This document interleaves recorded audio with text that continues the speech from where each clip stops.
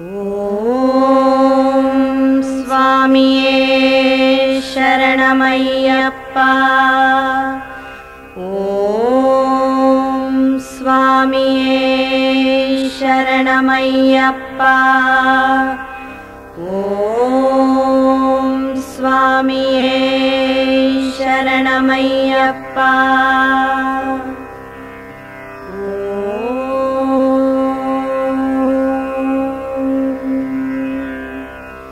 ಶ್ರೀ ಶಬರಿಗಿರೀಶ ಶಾಸ್ತಾ ಪೂರ್ವಾ ಸಂಧ್ಯಾ ಪ್ರವರ್ತತೆ.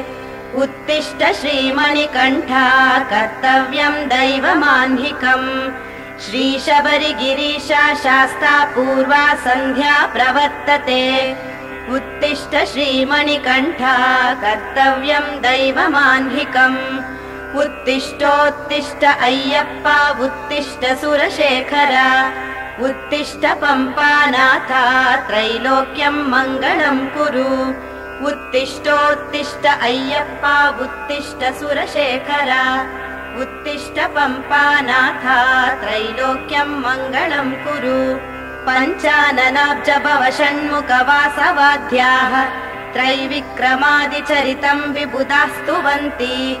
भाषापतिः पठति वासर शुद्धिमारात्. मणिकण्ठ देव विभो तव सुप्रभातम्. पञ्चाननाब्ज भव षण्मुख वासवाद्याः त्रैविक्रमादिचरितं विबुधाः स्तुवन्ति. भाषापतिः पठति वासर शुद्धिमारात्. मणिकण्ठ देव विभो तव सुप्रभातम्.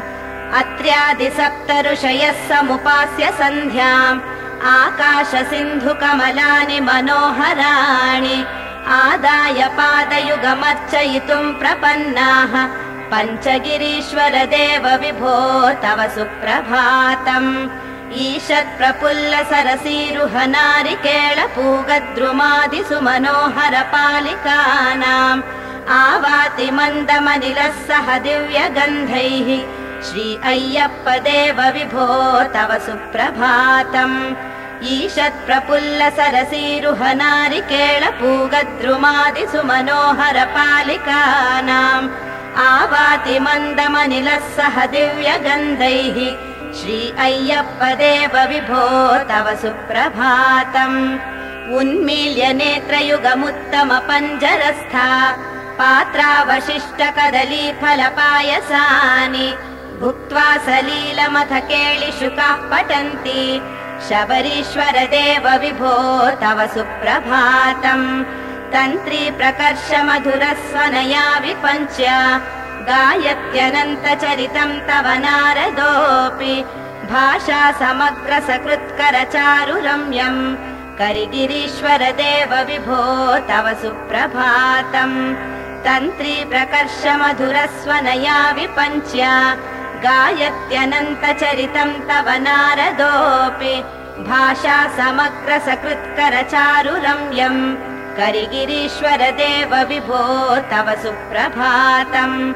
भृङ्गावली च मकरन्दरसानुविद्ध झेङ्कारगीत निनदैः सह सेवनाय.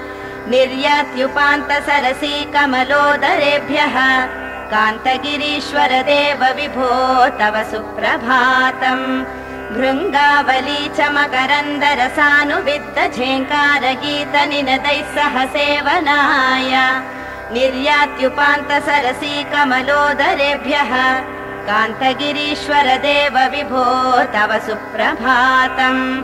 पद्मेश मित्र शतपत्र गताळिवर्गाः हर्तुं श्रियं कुवलयस्य निजाङ्गलक्ष्म्याः. भेरी निनादमिव बिभ्रति तीव्रनादम्. अळुदागिरीश्वर देव विभो तव सुप्रभातम्. धाटीषु ते विहगराज मृगादिराज नागादिराज गजराज हयादिराजाः. स्वस्वाधिकार महिमाधिकमर्थयन्ते. हरिहरनन्दन देव विभो तव सुप्रभातम्. धाटीषु ते विहगराज मृगादिराज नागादिराज गजराज हयादिराजाः. स्वस्वाधिकार महिमाधिकमर्थयन्ते. हरिहरनन्दन देव विभो तव सुप्रभातम्. सूर्येन्दु भौम बुध वाक्पति काव्य सौरी स्वर्भानुकेतु दिविशत् परिषत् प्रधानाः त्वद्दास दास चरमावधि दास दासाः महिषि मद्धन देव विभो तव सुप्रभातम् त्वत्पादधूलि भरित स्फुरितोत्तमाङ्गाः स्वर्गापवर्ग निरपेक्ष निजान्तरङ्गाः कल्पागमाकलनया कुलतां लभन्ते भस्माभिषेक प्रिय देवा तव सुप्रभातम् त्वद्गोपुराग्रशिखराणि निरीक्षमाणाः स्वर्गापवर्ग पदवीं परमां श्रयन्तः मर्त्या मनुष्य भुवने मतिमाश्रयन्ते गजमुख सोदर श्रीशास्ता तव सुप्रभातम् त्वद्गोपुराग्रशिखराणि निरीक्षमाणाः स्वर्गापवर्ग पदवीं परमां श्रयन्तः मर्त्या मनुष्य भुवने मतिमाश्रयन्ते गजमुख सोदर श्रीशास्ता तव सुप्रभातम् येलालवङ्ग घनसार सुगन्ध तीर्थम् दिव्यं वियत्सरसि हेम घटेषु पूर्णम् धृत्वाद्य वैदिक शिखामणयः प्रहृष्टाः तिष्ठन्ति ब्रह्मचारिये तव सुप्रभातम् भास्वानुदेति विकचानि सरोरुहाणि सम्पूरयन्ति निनदैः ककुभो विहङ्गाः श्रीवैष्णवाः सततमर्थितमङ्गलास्ते धामाश्रयन्ति अय्यप्पा तव सुप्रभातम् भास्वानुदेति विकचानि सरोरुहाणि सम्पूरयन्ति निनदैः ककुभो विहङ्गाः श्रीवैष्णवाः सततमर्थितमङ्गलास्ते धामाश्रयन्ति अय्यप्पा तव सुप्रभातम् ब्रह्मादयः सुरवरास्य महर्षयस्ते सन्तः सनन्दन मुखास्त्वदयोगिवर्याः धामान्तिके तव हि मङ्गलवस्तु हस्ताः श्रीमोहिनी सुतदेवा तव सुप्रभातम् ब्रह्मादयः सुरवरास्य महर्षयस्ते सन्तः सनन्दन मुखास्त्वदयोगिवर्याः धामान्तिके तव हि मङ्गलवस्तु हस्ताः श्रीमोहिनी सुतदेवा तव सुप्रभातम् शबरी निवास निरवध्य गुणैक सिन्धो संसार सागर समुत्तरणैक सेतो वेदान्त वेद्य निज वैभव भक्त भोग्य तिरुवाभरण शोभित देवा तव सुप्रभातम् सेवा परायति सुरेश कृशानुधर्म रक्षोऽम्बुनाथ पवमान धनाधिनाथाः बद्धाञ्जलि प्रविलसन्निज शीर्ष देशाः श्रीवावर प्रिय देवा तव सुप्रभातम् सेवा परायति सुरेश कृशानुधर्म रक्षोऽम्बुनाथ पवमान धनाधिनाथाः बद्धाञ्जलि प्रविलसन्निज शीर्ष देशाः श्रीवावर प्रिय देवा तव सुप्रभातम् श्री विष्णुरुद्र सुत मङ्गलाङ्ग देवादिदेव जगदीश सरोज नेत्र अरण्यवास सुरमामुनि वृन्द सेव्य श्रीभूतनाथ भगवान् तव सुप्रभातम् आशानुरूप फलदायक शान्तमूर्ते ईशान केशव सुत मणिकण्ठ बाला भक्तेश भक्त हृदय स्थित भूमिपाला श्रीपुष्कळ प्रीत भगवान् तव सुप्रभातम् कालारिपुत्र महिषी मदनाशनाय कैलासवास शबरीश्वर धन्यमूर्ते नीलाम्बराभरण शोभित सुन्दराङ्ग श्रीपूर्णप्रीत भगवान् तव सुप्रभातम् कालारिपुत्र महिषी मदनाशनाय कैलासवास शबरीश्वर धन्यमूर्ते नीलाम्बराभरण शोभित सुन्दराङ्ग श्रीपूर्णप्रीत भगवान् तव सुप्रभातम् आनन्दरूप सुरपूजित चापबाण ज्ञानस्वरूप गुरुनाथ जगन्निवास ज्ञानप्रदायक जनार्दन तनय श्रीशा साधु सुपाल शबरीशा तव सुप्रभातम् नारायणात्मज परात्पर ज्योतिरूप वारणासीपुरपति सुतकाम्यरूप गौरीश पुत्र पुरुषोत्तम बालरूप श्रीभूतनाथ भगवान् तव सुप्रभातम् अम्बोजनाभसुत सुन्दर धन्यमूर्ते शम्भुप्रिया ललित पुण्य पुराणमूर्ते इन्द्रादिदेव गणवन्दित ब्रह्मचारिन् साधनरूपा माधव प्रीता तव सुप्रभातम् अम्बोजनाभसुत सुन्दर धन्यमूर्ते शम्भुप्रिया ललित पुण्य पुराणमूर्ते इन्द्रादिदेव गणवन्दित ब्रह्मचारिन् साधनरूपा माधव प्रीता तव सुप्रभातम् देवेश देव गुणपूरित भाग्यमूर्ते श्रीवासुदेव सुत पावन भक्त बन्धो सर्वेश सर्वमनुजार्चित दिव्यमूर्ते श्रीकेसरी वाहन स्वामी तव सुप्रभातम्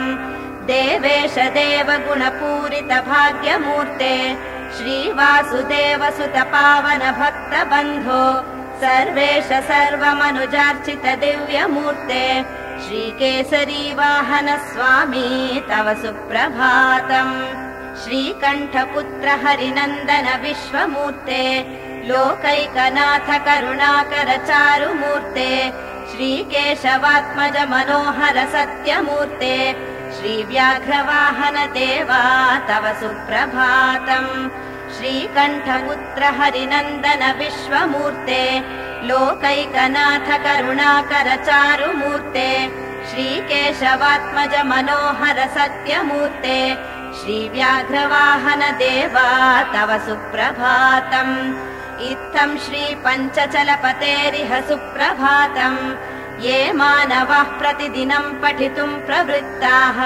शेषां प्रभातसमये स्मृतिरङ्गभाजाम् प्राज्ञां परार्थसुलभां परमां प्रसूते इत्थं श्रीपञ्चचलपतेरिह सुप्रभातम् ये मानवाः प्रतिदिनं पठितुं प्रवृत्ताः शेषां प्रभातसमये स्मृतिरङ्गभाजाम् प्रज्ञां परार्थसुलभां परमां प्रसूते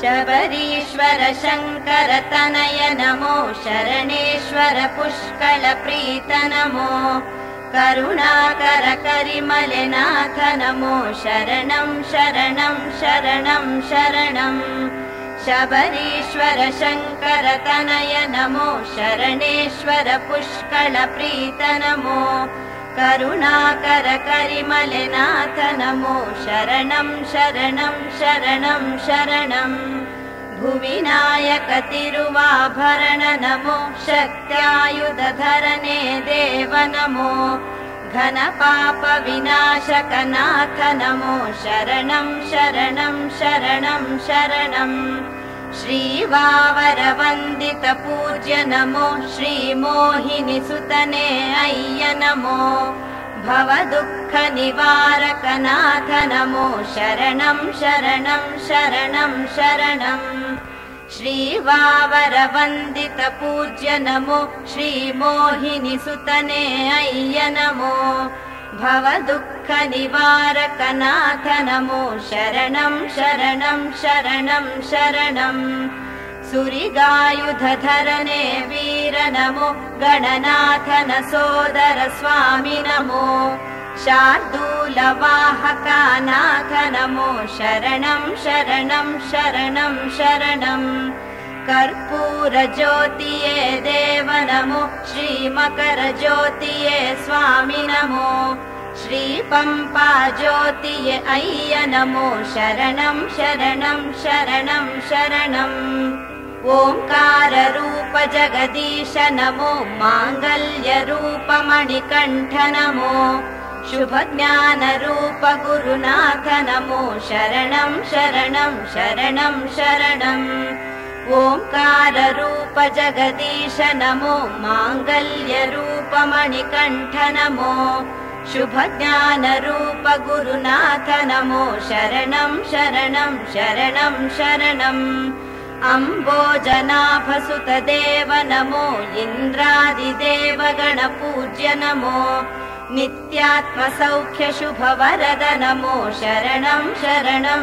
शरणं शरणं सर्वज्ञ सर्वगुणपूर्ण नमो नन्दात्मजात्मगिरिवास नमो नीलाम्बराभरणदेव नमो शरणं शरणं शरणं शरणं सर्वज्ञ सर्वगुणपूर्ण नमो नन्दात्मजात्मगिरिवास नमो नीलाम्बराभरणदेव नमो शरणं शरणं शरणं शरणं त्रैलोक्यनाथ वनवास नमो श्रीवासुदेवसुतदेव नमो लोकैकनाथ मणिकण्ठ नमो शरणं शरणं शरणं शरणं श्रीविष्णुरुद्रप्रिय अय्य नमो सुरमामुनिवृन्दसुसेव्य नमो श्रीधर्मशास्त्र अय्यप्प नमो शरणं शरणं शरणं शरणं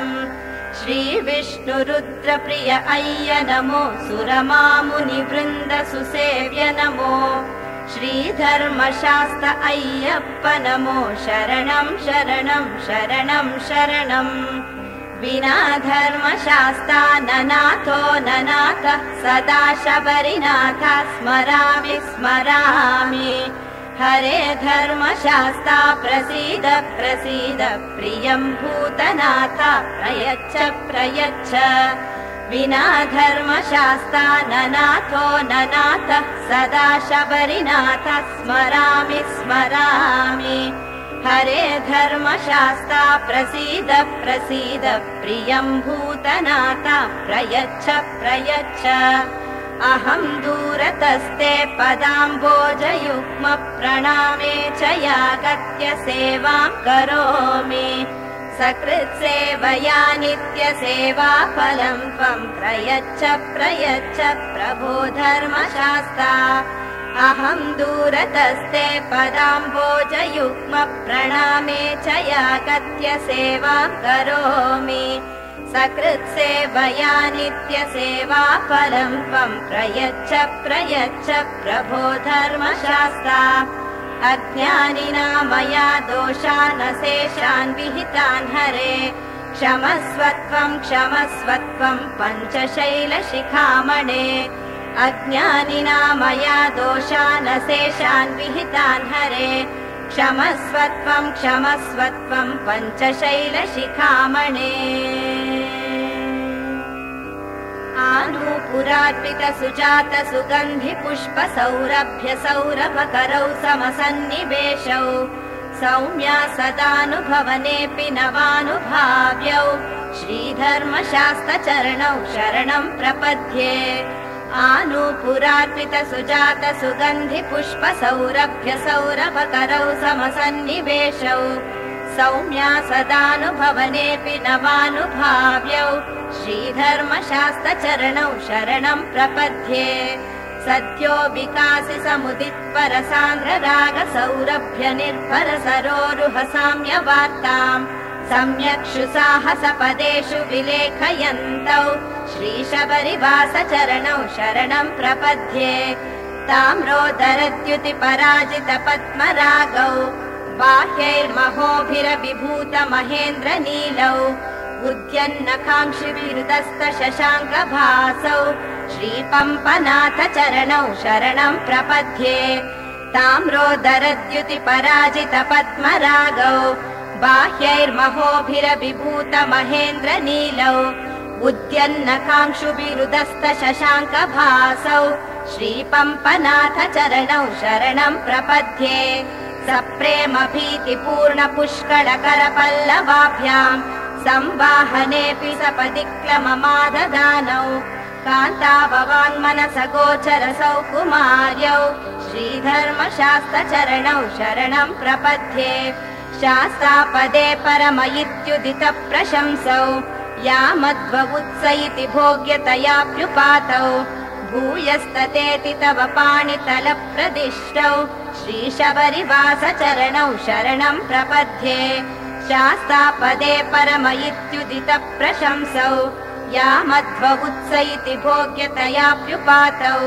भूयस्ततेति तव पाणितलप्रदिष्टौ श्रीशबरिवासचरणौ शरणं प्रपद्ये अम्लानकृष्यदवनीलकीर्णपुष्पा श्रीशबरिशिखरशिखराभरणायमानौ आनन्दिताखिलमनोनयनौ तवैतौ श्रीपम्पनाथचरणौ शरणं प्रपद्ये प्रायः प्रपन्नजनता प्रथमावगाह्यौ मातुस्तनाविव शिरोरमृतायमानौ प्राप्तौ परस्परतुलामतुलान्तरौ ते श्रीधर्मशास्त्रचरणौ शरणं प्रपद्ये सत्त्वोत्तरैः सततसेव्य पदाम्बुजेन संसारतारकदयात्रदृगञ्चलेन सौम्योपयन्तृमुनिनाममदर्शितौ ते श्रीशबरिवासशरणौ शरणं प्रपद्ये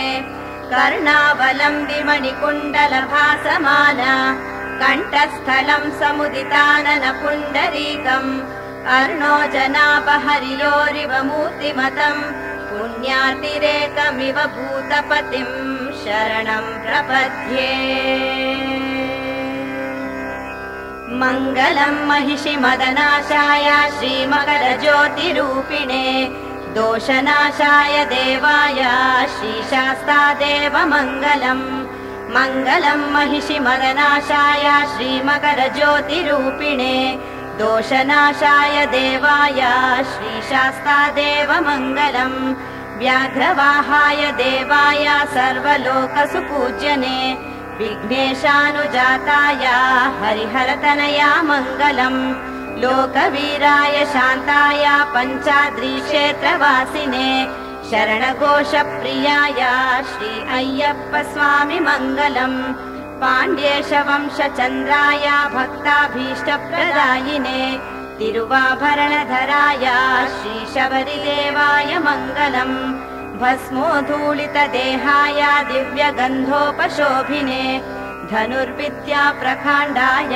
श्रीमोहिनीनन्दनमङ्गलम् मङ्गलं चिन्मुद्राय खेचरीमुद्रधारिणे भद्रमुद्राय नाथाय अय्यप्प स्वामी मङ्गलम् मङ्गलं चिन्मुद्राय खेचरीमुद्रधारिणे भद्रमुद्राय नाथाय अय्यप्प स्वामी शुभमङ्गलम्।